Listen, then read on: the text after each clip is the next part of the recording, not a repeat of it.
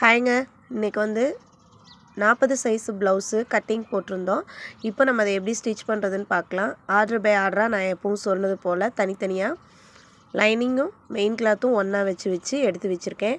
First பார்த்திங்க அப்படின்னா நம்ம பட்டி ஸ்டிச் பண்ணிக்கலாம். ஃபஸ்ட்டு வந்து பட்டி வந்து ரைட் சைடு லெஃப்ட் சைடுன்னு ஒன்றா எடுத்து வச்சுக்கோங்க. இது மாதிரி எடுத்து வச்சு அதுக்கப்புறம் மெயின் கிளாத்தை அதே மாதிரி நல்ல பக்கத்துக்கு மேலே வர மாதிரி வச்சுக்கோங்க. நல்ல பக்கத்து மேலே தான் நம்ம பட்டி கிளாத்து லைனிங் கிளாத்தை வச்சு அடித்து உள் பக்கமாக திருப்ப போகிறோம். ஸோ நல்ல பக்கம் மேலே தெரிகிற மாதிரி வச்சுட்டு ஃபஸ்ட்டு வந்து நான் சிசர் கட் போட்டிருக்க இடுப்பு சைடு வர மாதிரி இருக்கக்கூடிய பகுதியை அடிச்சுக்கிறேன். நம்ம எந்த அளவுக்கு மடித்து தைக்கணுமோ அந்த அளவுக்கு தைச்சிக்கிறேன். இப்போது எனக்கு அது ஃப்ரண்ட்டில் வர மாதிரி முடிஞ்சிருக்கு. திருப்பி நான் வந்து ஃப்ரண்ட்லேயே ஸ்டார்ட் பண்ணிடுறேன். நம்ம சேனலில் ஆல்ரெடி 28 சைஸ்லேருந்து 46 சைஸ் வரைக்கும் உள்ள எல்லா ப்ளவுஸ் கட்டிங்கும் தனித்தனியாக கொடுத்துருக்கேங்க. செக் பண்ணிக்கோங்க. இப்போ நான் அப்படியே பட்டி கிளாத்தை லைனிங் கிளாத்துக்கு பக்கமாக பிசுறு போகிற மாதிரி விரித்து வச்சுட்டு லைனிங் கிளாத் மேலே ஓரத்தில் ஒரு தையல் போட்டுக்கிறேன். ஏன் இந்த தையல் போடுறோம் அப்படின்னா கரெக்டாக இந்த மாதிரி மடிஞ்சு கொடுக்கும். லைனிங் பகுதி வந்து மெயின் பக்கம் தெரியாமல் உள் பக்கம் அழகாக மடிஞ்சு கொடுக்கும். இப்போ சுற்றியும் ஓரத்தையல் போட்டுருங்க. போட்டுட்டு எக்ஸ்ட்ரா இருக்க கிளாத்தை கட் பண்ணி எடுத்துருங்க. இதே மாதிரி தான் நம்ம இந்த சைடும் பண்ண போகிறோம். உள் பக்கத்தில் மடிச்சுக்கிறோம். அது மேலே ஒரு ஓரத்தையல் ஃபுல்லாக போட்டுட்டு எக்ஸ்ட்ரா இருக்க கிளாத்தை கட் பண்ணிக்கிறோம்.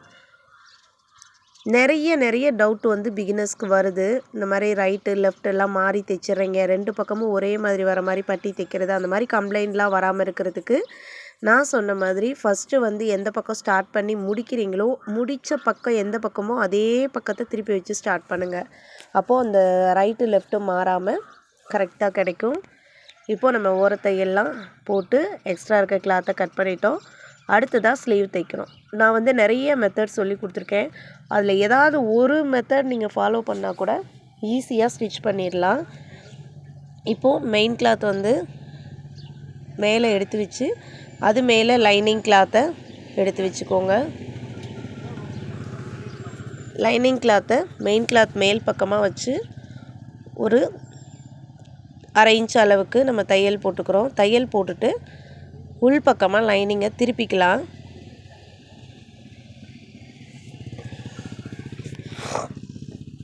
அதே மாதிரி தான் நான் அடுத்த சைடும் மெயின் கிளாத் எடுத்து வச்சுருக்கேன்.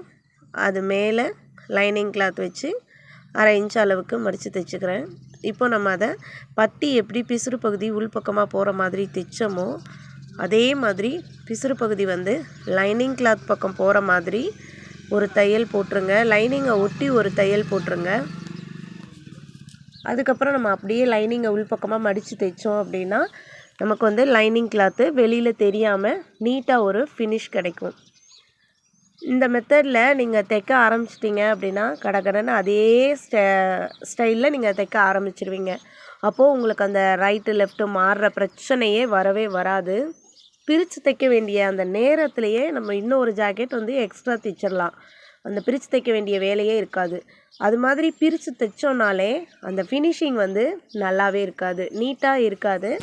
ஸோ நீங்கள் ஒவ்வொரு முறையும் தைக்கும்போது இந்த மாதிரி தொடர்ந்து பட்டினா 2 பட்டியும் ஒரே மாதிரி வச்சு தைச்சிருங்க. ரைட்டு லெஃப்ட்டுன்னு எடுத்து வச்சுக்கிட்டு தைச்சிக்கோங்க. ஸ்லீவ்னாலும் அதே மாதிரி எடுத்துக்கோங்க. அப்புறம் ஃப்ரண்ட்டு தைக்கும் போதும் அதே தான் ரைட் சைடுக்கு லெஃப்ட் சைடுக்குன்னு கரெக்டாக எடுத்து வச்சுட்டு சாதா ப்ளவுஸாக இருந்தாலும் அதே மாதிரி தான், லைனிங் ப்ளவுஸாக இருந்தாலும் அதே மாதிரி தான் எடுத்து வச்சுட்டு நீங்கள் தைச்சிங்க அப்படின்னாலே மேக்ஸிமம் மாறுறதுக்கு வாய்ப்பே இருக்காது. இப்போது நம்ம ஸ்லீவ் 2ஐயும் சுற்றியும் ஓரத்தையல் போட்டுட்டு எக்ஸ்ட்ரா இருக்க மெயின் கிளாத்தை கட் பண்ணி எடுத்துடுறோம்.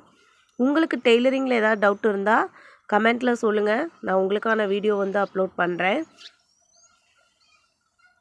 எவ்வளோக்கு எவ்வளோ நம்ம தொடர்ந்து ஒவ்வொரு ப்ளவுஸ் தைக்கும் போதும் வேகத்தை அதிகப்படுத்திக்கோங்க. அதை வந்து எப்படி பண்ணுறது அப்படின்னா நீங்கள் உங்களோட டைமர் கூட செட் பண்ணி வச்சுக்கோங்க. ஃபஸ்ட்டு ஒரு ப்ளவுஸ் அடிக்கிறீங்க, இப்போ ஒரு ட்ரிக்ஸ் வந்து ஒன்று கற்றுக்குறீங்க, அதை ஃபாலோ பண்ணி தைக்கும்போது உங்களால் சீக்கிரம் தைக்க முடியுதா அப்படிங்கிறத நீங்கள் செக் பண்ணிக்கோங்க. இப்போ நம்ம 2 ஸ்லீவையும் தைச்சிட்டு சென்டரில் நெகத்தை வச்சு நல்லா ப்ரெஸ் பண்ணி அடையாளப்படுத்திக்கிட்டோம்.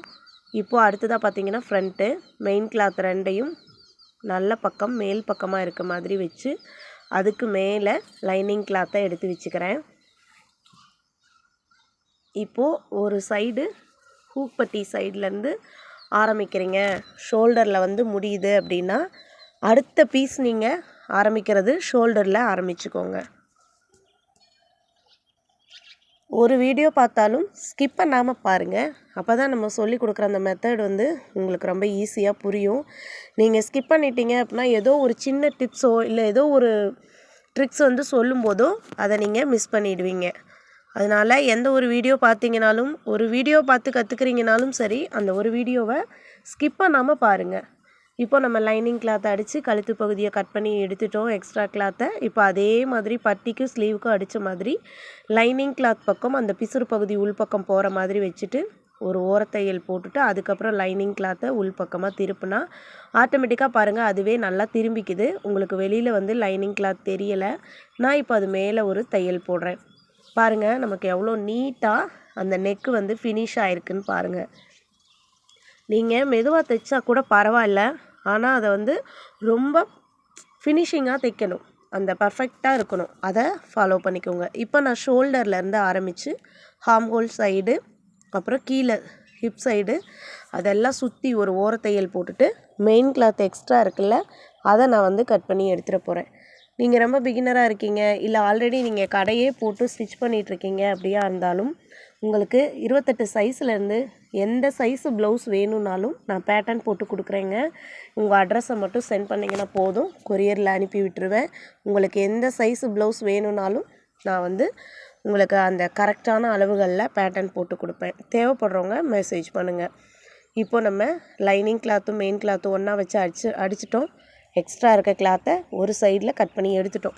இப்போ அதே மாதிரி இன்னொரு சைட்லேயும் நெக்குக்கிட்ட எக்ஸ்ட்ரா இருக்க கிளாத்தை கட் பண்ணி சின்ன சின்னதாக ஒரு சிசர் கட் கொடுக்குறேன். அது எதுக்குன்னா அந்த வளைவுகளில் வந்து கரெக்டாக திருப்பி கொடுக்கும் அதுக்காக.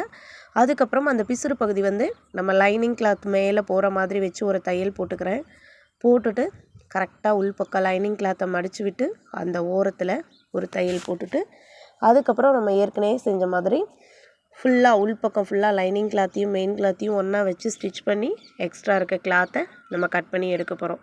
அதே மாதிரி லைனிங் கிளாத்தும் மெயின் கிளாத்தும் அடிக்கும்போது சும்மா இழுத்து பிடிச்செல்லாம் தைக்காதீங்க, அப்படியே ஃப்ரீயாக விட்டுருங்க. இப்போ பாருங்கள் நான் வச்சு தைக்கிறேன், எந்த கிளாத்தையாவது இழுக்கிறேன்னா பார்த்தீங்களா, அப்படியே வச்சு நம்ம ஃபுல்லாக அதே ஷேப்புக்கு மட்டும் நீங்கள் தைச்சிங்கன்னா போதும், நீட்டாக வரும். இழுத்து தைச்சிங்கன்னா கூட சுருக்கம் வரத்துக்கு வாய்ப்பு இருக்குது. அது மாதிரி எக்ஸ்ட்ரா கிளாத் கட் பண்ணும்போது நிறுத்தாமல் அந்த வளைவாக வர இடத்துல எல்லாம் நிறுத்தாமல் கட் பண்ணிக்கோங்க. அப்போ தான் அந்த ஃபினிஷிங் வந்து கரெக்டாக இருக்கும். இல்லைன்னா பிசுறு பிசுறாக இருக்க மாதிரி இருக்கும். அதெல்லாம் ஒரு சின்ன சின்ன டிப்ஸு தான். பாருங்கள் இப்போ நம்ம அடித்து திருப்பி ஃபுல் ஃபினிஷிங் பண்ணியிருக்கோம். நெக் எப்படி ஷேஃபாக கரெக்டாக இருக்குதுன்னு பாருங்கள். கரெக்டாக இருக்கா அப்படின்னு நீங்கள் கமெண்ட்டில் சொல்லுங்கள். அடுத்ததான் நம்ம ஏற்கனவே டாட் பிடிக்கிறதுக்கு அங்கங்கே சிசர் கட் போட்டு வச்சுருக்கேன். அதைத்தான் இப்போ நான் வந்து உங்களுக்கு மார்க்கிங் பண்ணி காட்டிகிட்ருக்கேன். இதில் நீங்கள் டேப் வச்சு எடுக்கிறீங்க அப்படின்னா 3 இன்ச்சா 3.5 இன்ச்சா அப்படின்னு எடுக்கிறதுங்கனாலும் எடுத்துக்கலாம். இல்லை அளவு ப்ளவுஸில் என்ன ஹைட்டில் டாட்டோட உயரம் இருக்குது அப்படின்னு பார்த்துட்டு அதை மார்க்கிங் பண்ணி அந்த அளவை அப்படியே வந்து டாட்டோட ஹைட்டாக வச்சுட்டு ஸ்டிச் பண்ணுங்கள். ஆரம்பிக்கும் போதும் முடிக்கும் போதும் நல்லா டேன் பண்ணி ஸ்டிச் பண்ணி விடுங்க. அப்போ தான் பிரிஞ்சு வராது. பாருங்கள் ஃபஸ்ட்டு டாட்லேயே நமக்கு ப்ளவுஸ் வந்து பார்க்க நீட்டாக இருக்குது. இப்போ அடுத்தடுத்த டாட்லாம் நம்ம அப்படியே பிடிச்சிக்கலாம். நீங்கள் ரொம்ப பிகினராக இருந்தாலும் பரவாயில்ல, நம்ம சேனலை சப்ஸ்கிரைப் பண்ணி வச்சுக்கோங்க. உங்களுக்கு ஈஸியான மெத்தட் டிப்ஸு டெய்லரிங்கில் ஈஸியாக எப்படி என்ன பண்ண முடியுங்கிறதெல்லாம் நிறைய வீடியோஸ் அப்லோட் பண்ணியிருக்கேன். ப்ளவுஸ் கட்டிங், சுடிதார் கட்டிங்னு நிறைய வீடியோஸ் வந்து கொடுத்துருக்கேன். ஸோ மறக்காமல் நம்ம சேனலை சப்ஸ்கிரைப் பண்ணிவிட்டு பாருங்கள், உங்களுக்கு ரொம்ப யூஸ்ஃபுல்லாக இருக்கும். இப்போது நம்ம அதே மாதிரி அடுத்த சைட்லேயும் ஃபஸ்ட்டு டாட்டு, 2வது டாட்டு, 3வது டாட்னு பிடிக்கிறேன். நம்ம ஏன் தொடர்ந்து ஒவ்வொரு வீடியோஸாக போடுறோம் அப்படின்னா, ஏதாவது ஒரு மெத்தட் நீங்கள் ஃபாலோ பண்ணிட்டீங்க அப்படின்னா அது உங்களுக்கு ஈஸியாகிடும். நீங்கள் வந்து அந்தபடி தைக்க ஆரம்பிச்சிட்டிங்கன்னா உங்களுக்கு வந்து பயம் இல்லாமல் நீங்கள் எல்லா சைஸும் தைக்கலாம். ஸோ அதனால தான் நான் ஒவ்வொரு மெத்தடாக ஒவ்வொரு டைமும் ஒவ்வொரு கட்டிங் ஸ்டிச்சிங் வீடியோஸ் வந்து அப்லோட் பண்ணிகிட்டே இருக்கோம். நம்ம போடுற வீடியோஸ் வந்து யாராவது ஒருத்தருக்கு யூஸ் ஆனால் கூட ரொம்ப சந்தோஷங்க. இப்போது பட்டி வந்து நம்ம ஜாயின் பண்ண போகிறோம். ஃபஸ்ட்டு அதே மாதிரியே ரைட் சைடு லெஃப்ட் சைடுன்னு எடுத்து வச்சுக்கோங்க. வச்சுட்டு அப்புறம் தைக்க ஆரம்பிங்க. எடுத்து வைக்க 1 செகண்ட் ஆகுமாங்க? 1 நிமிஷமே ஆகிட்டு போகுது. நீங்கள் வந்து ரைட்டு லெஃப்ட்டுன்னு எடுத்து வச்சுக்கிட்டு தைக்க ஆரம்பிச்சிங்கன்னா உங்கள் டைமும் சீக்கிரம் தைச்சிருவீங்க. அதே சமயம் உங்களுக்கு மாறி போகுன்ற பிரச்சனையும் இருக்காது. 2வது பிரித்து தைக்க வேண்டிய அவசியம் இல்லை. இப்போது அதே மாதிரி பட்டி கிளாத்தை இன்னொரு சைடில் இருக்க அந்த ப்ளவுஸுக்கு ஸ்டிச் பண்ணுறேன். பாருங்கள், நம்மளோட டாட்டை வந்து உள்பக்கமாக மடித்து விட்டுக்கோங்க. மடித்து விட்டுட்டு ஜாயின் பண்ணுங்கள். பாருங்கள், நான் 40 சைஸ் ப்ளவுஸ் கட்டிங் கொடுத்துருக்குறேன். நீங்கள் அந்த மெஷர்மெண்ட்டில் கட்டிங் போட்டிங்கன்னா பட்டி கூட ரொம்ப பக்காவாக கரெக்டாக இருக்குது. பாருங்கள், கொஞ்சம் கூட எக்ஸஸாகவும் இல்லை, கம்மியாகவும் இல்லை, அந்த மாதிரி இருக்குது. அதனால் நீங்கள் தேவைப்படுறவங்க 40 சைஸ் ப்ளவுஸ் கட்டிங் இருக்குது. ஸோ மறக்காமல் பாருங்கள். இப்போ அடுத்ததாக பார்த்தீங்க அப்படின்னா நான் வந்து ஹூக் டாட்டும் வி டாட்டும் ஸ்டிச் பண்ண போகிறோம். அதுக்கு நான் பேக் நெக்கோட அந்த கழுத்து பகுதி வெட்டின லைனிங் பீஸ் இருக்குது இல்லையா, அதைத்தான் வந்து எப்போவுமே நான் எந்த ப்ளவுஸாக இருந்தாலும் பேக் நெக்கில் நம்ம கழுத்து பகுதி வெட்டி எடுக்கிற அந்த பகுதியை தான் ஹூக் டாட்டுக்கும் வி டாட்டுக்கும் யூஸ் பண்ணுவேன்.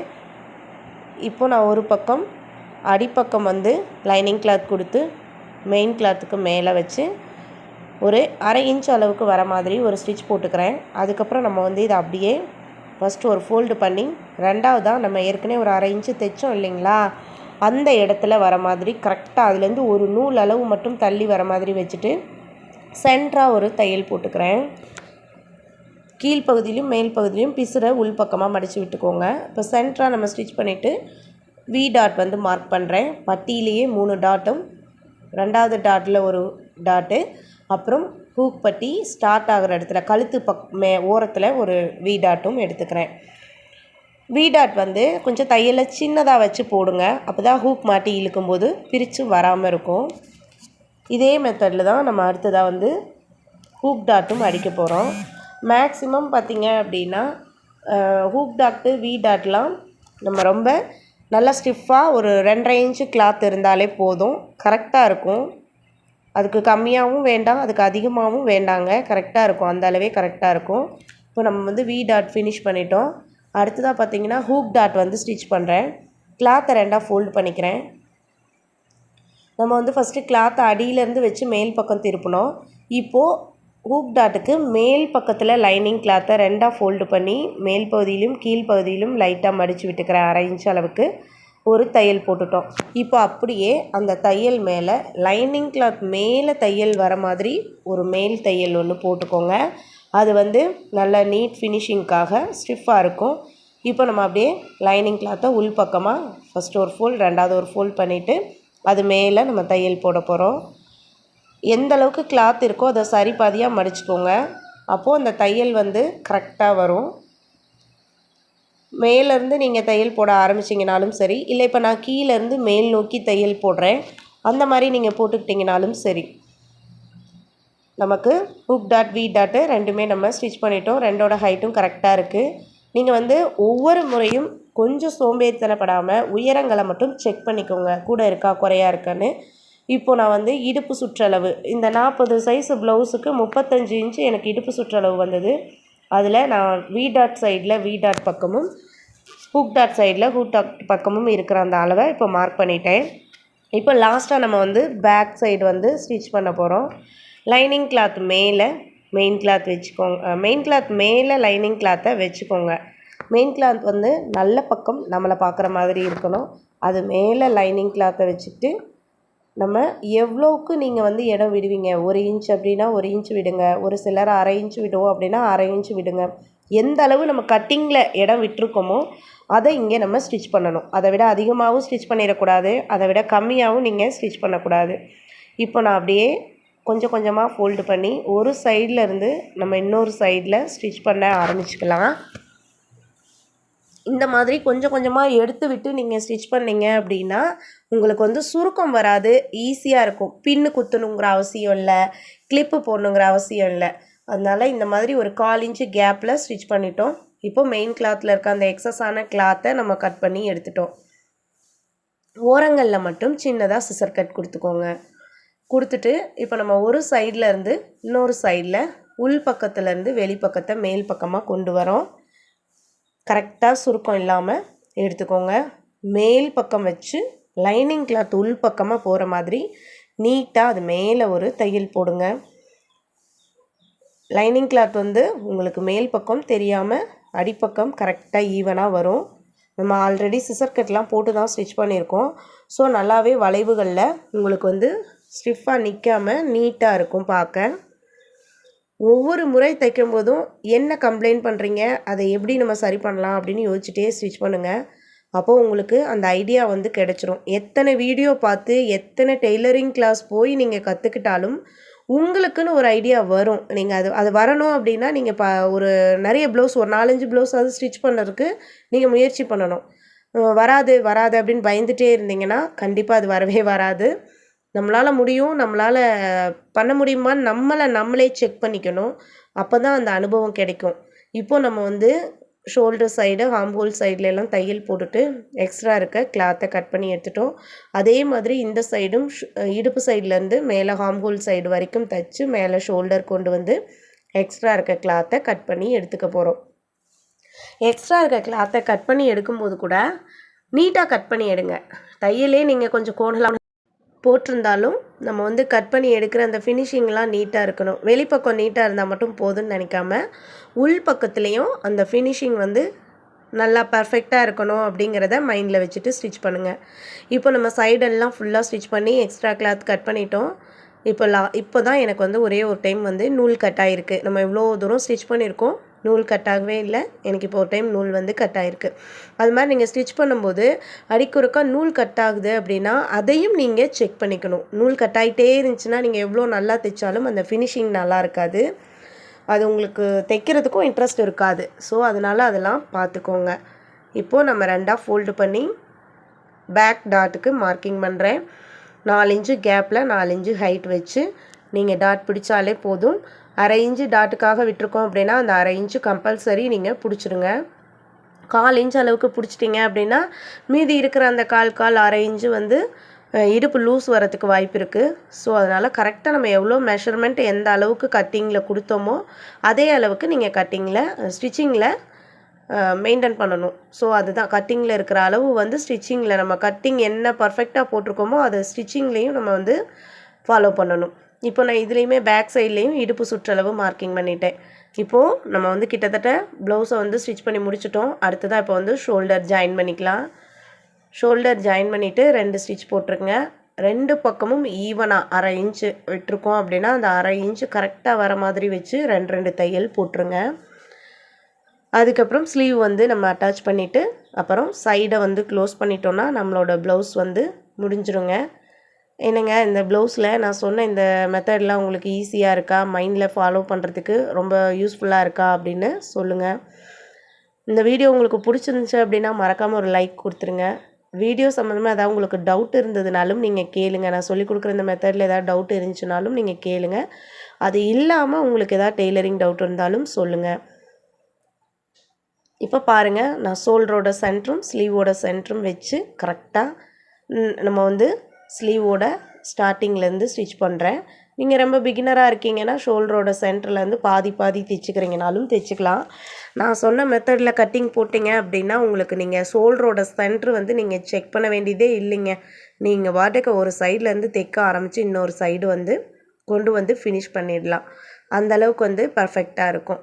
ஸோ தேவைப்படுறவங்க ஒவ்வொரு ப்ளவுஸோட அளவுக்கும் கட்டிங் இருக்குது, செக் பண்ணி பாருங்கள். இப்போது ப்ளவுஸை வந்து இழுத்துறாதீங்க. ஸ்லீவை வேணால் லைட்டாக இழுத்து தைங்க. அதையுமே இழுக்க வேண்டாம். ஒரு வேளை உங்களுக்கு இழுத்து தைக்கிற மாதிரி இருந்தால் ஸ்லீவ் மட்டும் இழுத்து தைங்க. ப்ளவுஸை இழுத்து தைக்காதீங்க, சுருக்கம் வந்துடும். இதே மாதிரி நான் அடுத்த சைட்லேயும் ஸ்லீவ் வச்சு ஸ்டிச் பண்ணிக்கிறேன். கிராஸ் கட்டிங், நார்மல் கட்டிங், ப்ளவுஸுக்கு அகலம், கழுத்தோட அகலம், ஆம்கோலோட உயரம், ஷோல்டர் எவ்வளோ வைக்கலாம் அப்படின்னு ஒவ்வொரு டெய்லரிங்க்கும் நான் தனித்தனியான வீடியோஸ் போட்டிருக்கேங்க. நீங்கள் தையல் கிளாஸ் போய் பழக முடியாத டவுட்ஸை எல்லாமே நம்ம சேனலில் இருக்க வீடியோஸ் பார்த்தீங்க அப்படின்னா கரெக்டாக உங்களுக்கு புரியும். அதனால் மறக்காமல் நம்ம சேனலை பாருங்கள். இப்போது நம்ம ஸ்லீவும் ஜாயின் பண்ணிட்டோம். அடுத்ததாக பார்த்திங்கன்னா ஸ்லீவ் சுற்றளவு, இடுப்பு சுற்றளவெல்லாம் நம்ம ஒன்றா கனெக்ட் பண்ண போகிறோம். இப்போ பாருங்கள், நான் ஆல்ரெடி ஏற்கனவே இடுப்பு சுற்றளவு 2 சைட்லேயும் மார்க்கிங் பண்ணி வச்சுருக்கேன். அதை கரெக்டாக ஒன்று மேலே ஒன்று வர மாதிரி வச்சு ஒரு கொஞ்சம் தூரம் ஒரு 1/4 இன்ச் அளவுக்கு நீங்கள் தையல் போட்டு மேல் நோக்கி கொண்டு வந்துட்டு அதுக்கப்புறமா ஸ்லீவ் அப்படி 2ஆக ஃபோல்டு பண்ணுங்கள். பண்ணிவிட்டு அளவு ப்ளவுஸில் இருக்க அந்த ஸ்லீவோட அளவு வச்சுட்டிங்கனாலும் சரி, இல்லை அப்படின்னா இது வந்து 40 சைஸு ப்ளவுஸு அவங்க 8 இன்ச்சு கை நீளம் கேட்டிருந்தாங்க. எனக்கு கை சுற்றளவு 7ங்க. அந்த 7 14 7 டிவைட் பண்ணி போட்டிருக்கான். அதை கை சுற்றளவு மார்க் பண்ணிவிட்டு நம்ம ஒரு தையல் போட்டோம். இப்போ அதை தொடர்ந்து இன்னொரு தையல் போட்டுட்ருக்கேன். கம்பல்சரி 3 அல்லது 4 தையல் போட்டு கொடுத்துருங்க. தேவைப்படுற அளவுக்கு பிரிச்சுப்பாங்க. இப்போ இதே மாதிரி தான் நான் அடுத்த சைட்லேயும் ஒரு சைடில் மார்க்கிங் வச்சு ஸ்டிச் பண்ண ஆரம்பித்து, அதுக்கப்புறம் நம்ம ஏற்கனவே தைச்ச கைப்பகுதியை வச்சு அந்த கையோட அளவை நீங்கள் மார்க்கிங் பண்ணி ஸ்டிச் பண்ணிடுங்க. அவ்வளோதாங்க. நம்ம வந்து கிட்டத்தட்ட ஃபுல்லாகவே முடிச்சிட்டோம். ஃபுல்லாக வந்து ஃபினிஷ் பண்ணி முடிச்சிட்டோங்க. இப்போ நான் முடித்ததுக்கப்புறம் எப்படி இருக்குது அப்படின்னு உங்களுக்கு ஓப்பன் பண்ணி காட்டுறேன் பாருங்கள். ரொம்ப நீட்டாக சைடில் கூட ஏற்ற இறக்கம் எதுவுமே இல்லாமல் ரொம்ப நீட்டாக சுருக்கமே இல்லாமல் ஃபினிஷ் பண்ணிட்டோம். ஃபினிஷ் பண்ண ப்ளவுஸில் பாருங்கள், ஹார்ம் ஹோல் கிட்ட இடுப்பு பகுதியும் ஒரே மாதிரி இருக்குது, ஏற்ற இறக்கம் இல்லாமல். ஹார்ம் ஹோல் கிட்டையும் பாருங்கள், அந்த 4 தையலும் ஒன்றா மீட் பண்ணுது. அந்த ப்ளஸ் சிம்பிள் கரெக்டாக இருக்குது. ஜம்முன்னு 40 சைஸு ப்ளவுஸை வந்து நம்ம ஸ்டிச் பண்ணி முடிச்சிட்டோங்க. தொடர்ந்து பாருங்கள். நன்றி.